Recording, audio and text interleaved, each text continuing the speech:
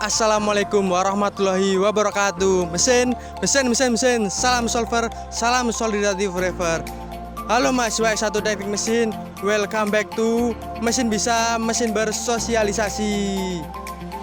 Nah, di Mesin Bisa kali ini kita akan membahas mengenai KKL, kuliah kerja lapangan, dengan pemateri yaitu Ibu Sri Astuti STMT.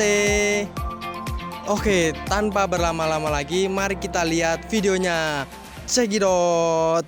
Untuk kerja praktik, tapi kan setelah melakukan KKL bisa ditindaklanjuti dengan kerja praktik di perusahaan tersebut, dan nantinya ketika Anda lulus bisa nggak perusahaan tersebut merekrut teman-teman. Nah, nantinya jadi ada urutannya ketika dari KKL, KP, dan setelah lulus gitu. Terus next.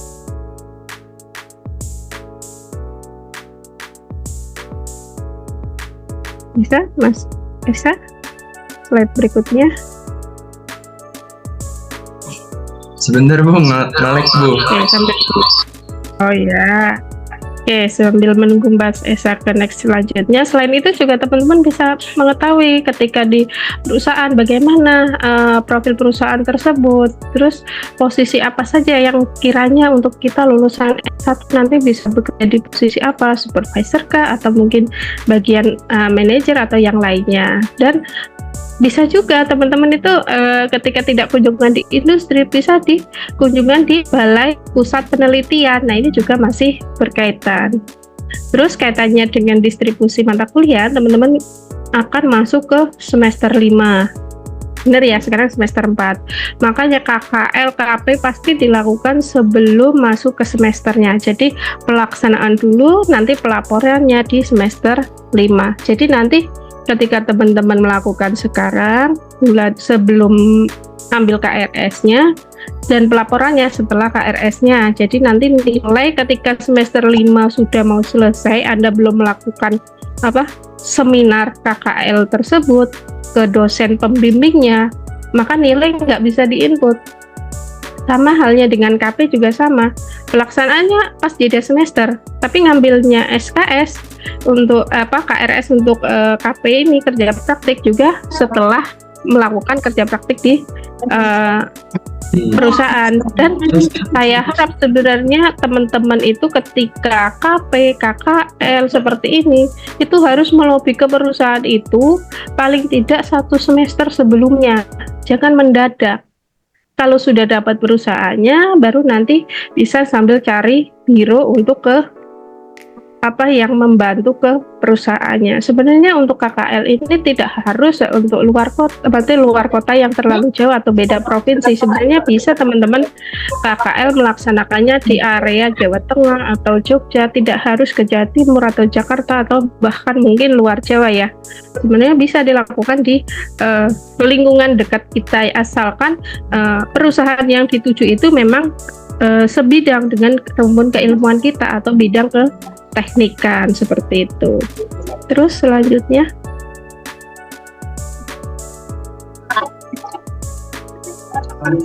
nah ini tujuan KKL sendiri kerja lapangan. Ini katanya teman-teman nanti akan mengenal dan memahami dunia kerja. Gambarannya seperti apa sih di perusahaan? Biasanya kan nanti akan mempresentasikan profilnya seperti apa, di sini ada berapa divisi atau mengerjakan apa saja, nanti akan disampaikan dari perusahaan. Jadi kita akan mengenal, memahami di dunia kerja itu seperti apa sih di bidang keteknikan, terus bagaimana mengidentifikasi berbagai problem ataupun tantangan di dunia kerja. Jadi permasalahan apa yang dihadapi di tempat kerja, mau nggak mau industri harus menyelesaikannya seperti apa gitu. Ketika misal ada problem pembuatan bis ini contoh ya, ternyata ketika membuat bis ini dibutuhkan rangka itu membutuhkan material yang seperti apa, metode penyambungannya seperti apa. Nah itu kan, nah seperti pembuatan rangka tersebut berarti kan ada persoalan atau permasalahan, mau nggak mau ya di dunia industri juga harus menyelesaikan. Selain kesiapan dari SDM yang memang harus SDM yang bagus, atau yang berkompeten jika di bidang misal pengelasan atau mungkin joining lainnya atau mungkin pengecoran, itu juga harus siap. Terus memahami penerapan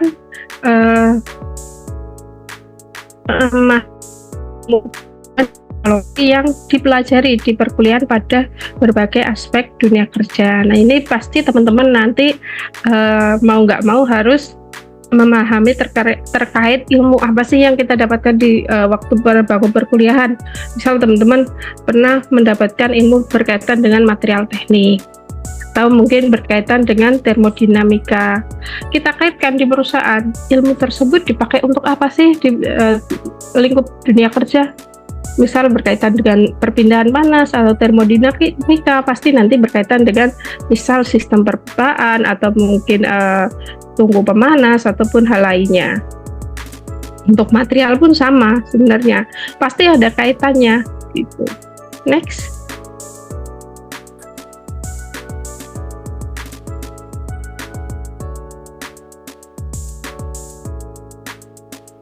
Nah, ini manfaat kaitannya dengan KKL.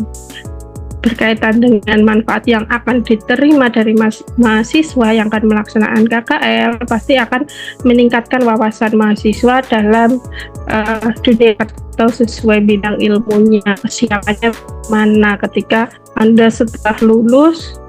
Berani nggak mendaftar misal di ini perusahaan di Murodadi atau mungkin di Laksana atau mungkin Trisakti atau mungkin perusahaan besar lainnya.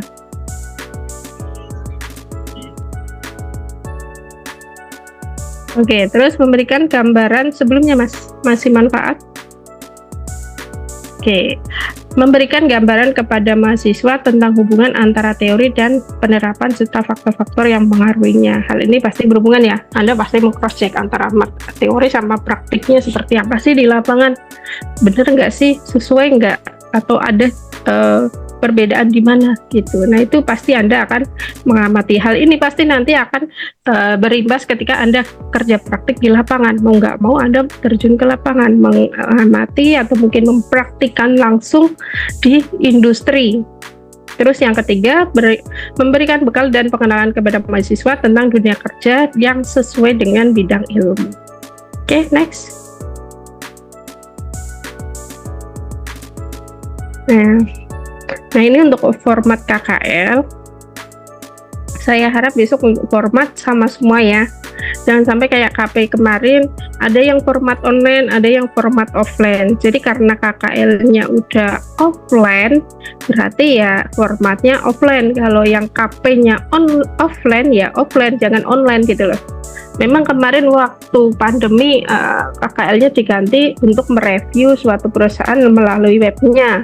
Nah, ini kan karena teman-teman KKL-nya offline, mau nggak mau kan ke perusahaan. Nanti ketika di perusahaan misal teman-teman mau mendokumentasikan pun itu harus izin, karena tidak semua perusahaan kadang mengizinkan pengunjungnya itu boleh mengambil foto. Jadi harus izin dulu apakah diperkenankan atau tidak. Jika tidak ya berarti teman-teman dapat materinya nanti ketika disambut dari perusahaan.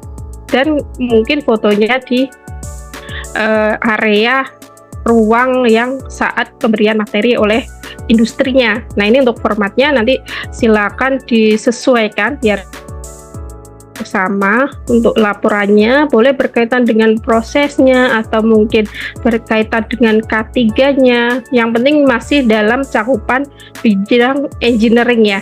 Terus nanti jangan lupa untuk nama jurusannya teknik mesin dan industri, karena beberapa kadang laporan KP atau skripsi masih ada yang menulis jurusan teknik mesin, padahal sekarang udah ganti jadi jurusan teknik mesin dan industri. Terus untuk lembar pengesahannya nanti disamakan semua. Ini kemarin dapat info kalau nggak salah itu satu kelompok itu 10 orang. Jadi nanti ya di list berarti dalam satu laporan ini untuk 10 orang. Nah, nanti dosennya dosen pembimbingnya tidak harus dosen yang berangkat mendampingi saat KKL, karena tidak semua dosen bisa ikut dalam kegiatan tersebut untuk mendampingi KKL ke industri. Terus next. Nah, ini untuk daftar isinya, daftar isi dulu. Sebelumnya bisa. Oke, nah ini untuk daftar isinya nanti berarti berkaitan daftar isi Mas.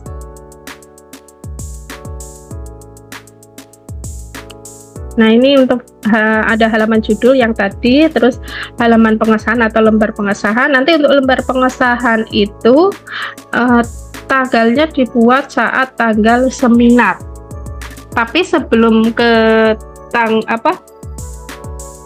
seminar ini, teman-teman juga harus memiliki SK pembimbing dulu. Jadi nanti kami ajukan untuk SK penugasan pembimbingnya siapa, nanti teman-teman dapat plotting pembimbingnya siapa, itu nanti SK-nya harus dilampirkan di laporan ya.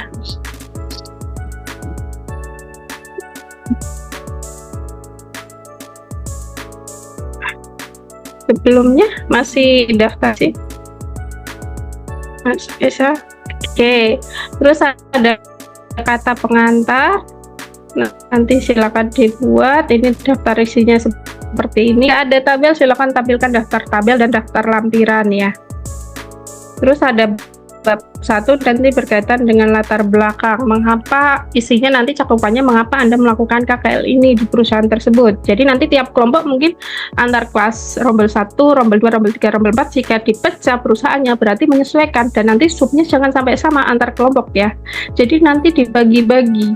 Jadi antar kelompok nggak boleh sama untuk sub pengambilan judulnya tersebut yang dibahas gitu. Terus rumusan masalah, problem apa yang ada di sana, terus kamu mau melaporkan seperti apa, terus tujuan dan manfaat, lingkup pembahasan.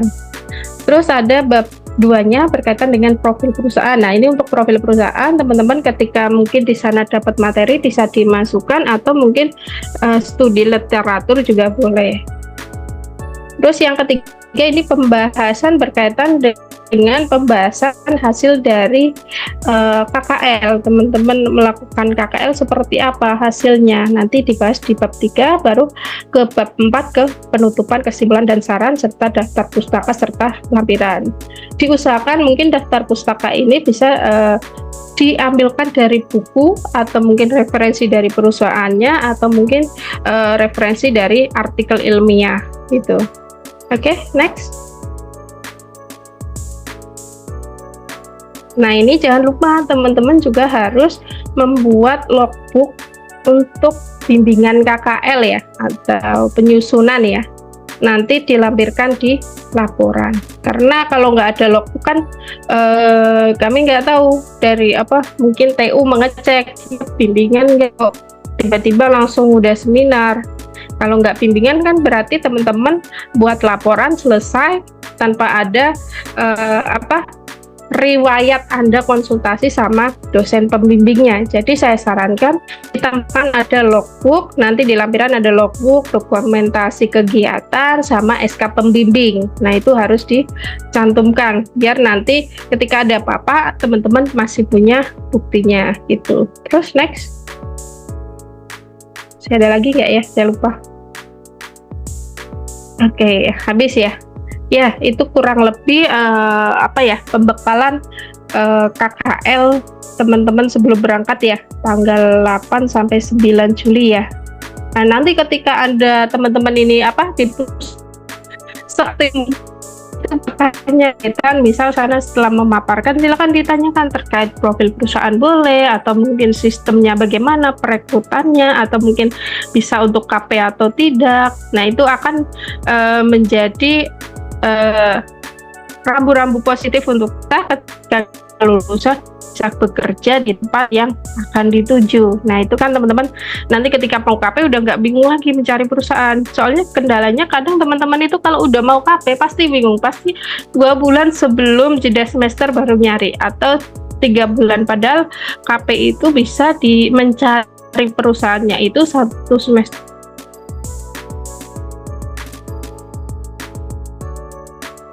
sebelumnya. Apalagi bukan hanya dari Untidar saja, tapi dari institusi atau perguruan tinggi lainnya juga sama-sama mencari tempat atau lokasi untuk kerja praktik di beberapa industri yang berkaitan dengan bidang engineering. Seperti itu Mas Esa dan tim.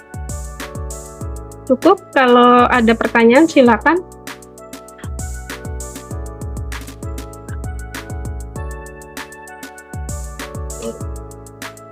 Sebelumnya monggo silahkan teman-teman kalau ada yang mau bertanya silahkan untuk dipertanyakan saja. Terima kasih.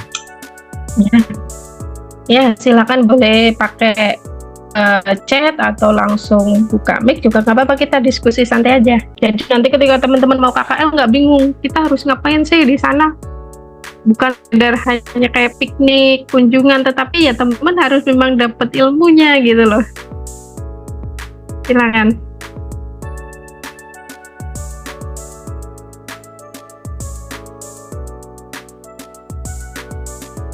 Untuk baik Mas Muhammad Maulana Yusuf, untuk SK pembimbing nanti kita bantu dari prodi ya. Kalau sudah pembagian kelompoknya kami dapat dari tim KKL, dapat pesertanya semua, nanti baru kami plotkan ke pembimbing, nanti kami ajukan ke fakultas. Jadi nanti untuk SK pembimbing atau surat tugas nanti kami yang bantu ngurusin ke fakultas, dan untuk lampirannya nanti ditaruh di lampiran saja. Jadi nggak usah di bagian depan tapi di lampiran setelah daftar pustaka gitu.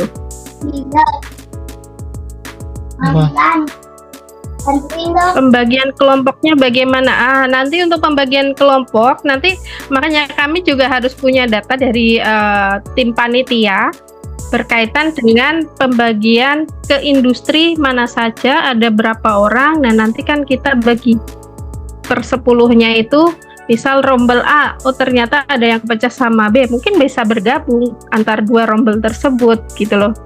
Jadi nanti kita lihat dulu pembagian kelompoknya dari tim. Kan kayaknya yang Pokari sama AIS itu yang udah fix itu aja dibagi dua ya, otomatis nanti kan nggak mungkin kalau yang di Pokari suruh ngerjain yang di AIS, karena kan nggak kunjungan ke AIS, kecuali ada pembagian gabungan antar dua kelas itu nggak masalah, tapi kalau nggak ada ya nggak mungkin kami arahkan ke situ. Oke, selanjutnya Mas Rizky gimana? Sebelumnya Assalamualaikum warahmatullahi wabarakatuh, Bu. Ya. Aku Pais, ini pakai akunnya Kiki. Izin bertanya, Bu. Mas Pais. Ya. Untuk KP itu sendiri boleh gak sih, Bu, kalau kita KP-nya dekat rumah? Kayak misalkan aku kan aslinya Cikarang nih, KP-nya di Cikarang, boleh gak sih, Bu? Apa harus di Jawa Tengah? Boleh. Enggak, kalau kerja praktik boleh dimanapun, sama kayak KKL boleh dimanapun. Cuma kan kalau KKL kan melibatkan pembiayaan juga ya, makanya kemarin juga harus musyawarah mufakat, mau di dekat kampus atau di luar provinsi juga bisa. Yang penting masih di bidang engineering, jangan sampai Mas Faiz kerja praktik di kantor pos, gak nyambung kan? Gitu loh. Yang penting masih di sebidangnya. Boleh di perusahaan di Cikarang boleh, di Surabaya juga boleh. Gitu Mas Faiz. Terus mau nanya lagi, Bu. Terus untuk konversi terkait SKS-nya, kalau misalkan jauh itu gimana ya? Kalau KP kan 2 SKS. Nggak ada konversi, itu nama mata kuliah kerja praktik. Kalau yang konversi itu kan yang magang industri atau studi independen MBKN. Atau teman-teman mau konversi yang KKN itu kan kaitannya dengan kegiatan seperti PKMPM, PPK, Ormawa, atau mungkin ada yang kampus mengajar, itu bisa konversi ke KKN. Kalau kerja praktik itu 2 SKS, pelaksanaannya 1-3 bulan, 1 di industri, yang 2 bulan untuk pelaporan atau membuat laporannya gitu, dan seminar. Itu Mas Faiz, ada lagi? Tinggi, Bu, mungkin itu aja. Terima kasih, Bu. Ya, sama-sama. Monggo yang lain. Mas Fran sudah ya terjawab ya sama Mas Yusuf ya. Untuk selain SK ada Mas Yusuf, silakan nanti dilampirkan untuk dokumentasi sama logbook kegiatan atau pembimbingan selama Anda melakukan pembimbingan. Nanti ketika KP juga sama, harus ada logbook pembimbingan gitu. Nanti diparaf oleh pembimbing gitu Mas Yusuf. Silakan. Waktunya masih kurang lebih 10 menit. Biar nggak bingung sebelum berangkat KKL. Ini saya terima kasih sama tim panitia sudah diberi agenda untuk pembekalan. Jadi mahasiswa nanti ketika mau KKL sudah menyiapkan pertanyaan-pertanyaan apa saja yang ketika sudah sampai industri. Jangan biar nggak pasif. Jadi harus aktif besok ketika di industri. Gimana? Ada pertanyaan lagi nggak? Kira-kira teman-teman? Atau karena siang jadi pada zoomnya sambil tiduran nih?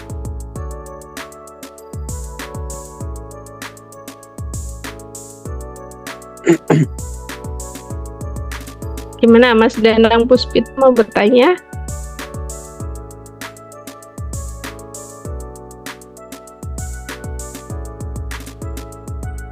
Oke, gimana Mas Esa? Masih ada pertanyaan enggak lagi?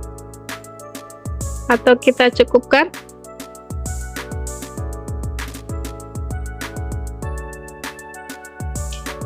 Mungkin setelah satu pertanyaan lagi Bu, buat pertanyaan Ya, boleh. baru kita Boleh, cukupkan. silakan.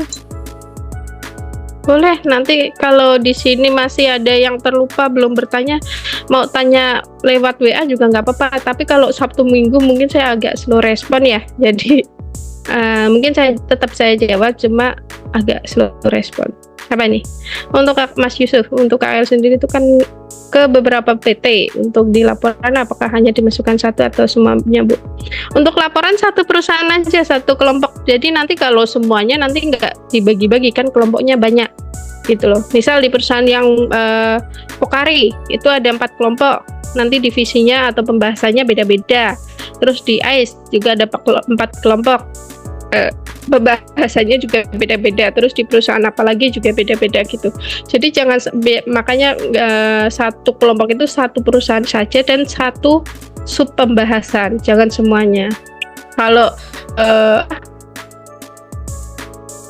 profil perusahaan mungkin kurang lebih hampir sama, tapi kalau sama persis berarti teman-teman copy paste dari temennya. Saya yakin nggak mungkin ya antar orang itu mempunyai style penulisan yang sama persis gitu. Diusahakan jangan copy paste. Ada yang satunya menjelaskan diagram alamatnya dulu, ada satunya berkaitan dengan logo perusahaan, ada satunya struktur organisasinya dulu. Nah, pasti semua punya style sendiri. Jadi, saya harap jangan sampai copy paste ya antar tim. Terus Mas Lubab izin bertanya, untuk judul nanti kan harus berbeda dari setiap kelompok dalam satu kelas atau seangkatan, Bu. Dari semua yang berangkat KKL berarti satu angkatan. Nah, makanya nanti harus saling koordinasi antar kelompok dan nanti bimbingan ke pembimbing. Misal yang kelompok 1 sudah membahas kaitannya proses produksi berkaitan dengan pompa, berarti yang kelompok 2-nya bukan terkait proses produksi atau pembuatan pompa di sana, tapi misal perawatannya.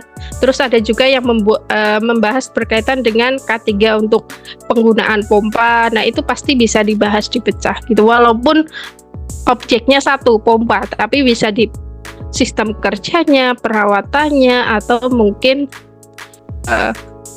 cakupan yang lain yang berkaitan dengan objek tersebut gitu. Nah, masih ada lagi Mas Lubab, Mas Yusuf, cukup atau masih ada?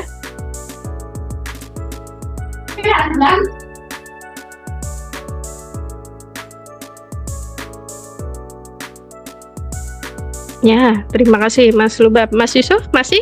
Cukup, oke. Yang lainnya masih ada unek-unek nggak? Silakan kita diskusi santai aja.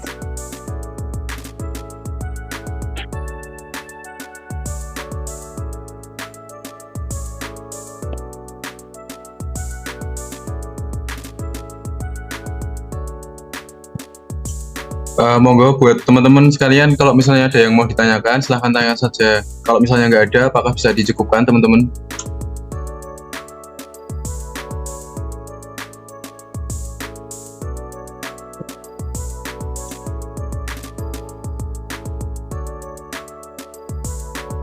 Gimana? Cukup? Sudah cukup Mas Esa. Nanti kalau ada apa-apa WA aja, nggak apa-apa. Kan semua saya ini ya mata kuliah saya otomasi di grup semua juga kan. Jadi kalau ada apa-apa WA ke saya aja ya. Silakan Mas Esa, saya kembalikan. Baik, sebelumnya terima kasih untuk Bu Sri.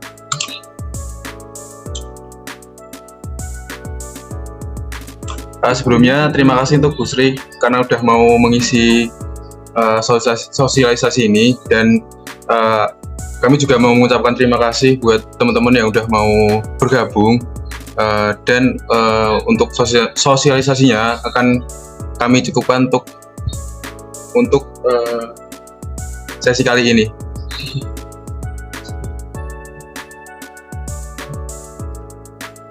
Mungkin kalau dirasa kurang cukup, kita kan ini kan direkam. Nah, buat rekamannya mungkin bisa kita share di YouTube juga, biar supaya jelas saja yang tadi ada yang kurang jelas gitu. Terima kasih teman-teman semuanya yang udah mau bergabung. Assalamualaikum warahmatullahi wabarakatuh. Terima kasih Bu Sri. Waalaikumsalam warahmatullahi wabarakatuh. Ya Mas Esa, sama-sama. Saya izin live ya semuanya. Ya, Bu.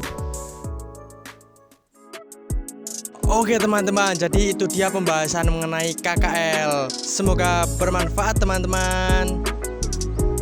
Sekian mesin bisa kali ini, kurang lebihnya aku mohon maaf yang sebesar-besarnya. Wassalamualaikum warahmatullahi wabarakatuh. Mesin, salam server, salam solidarity forever.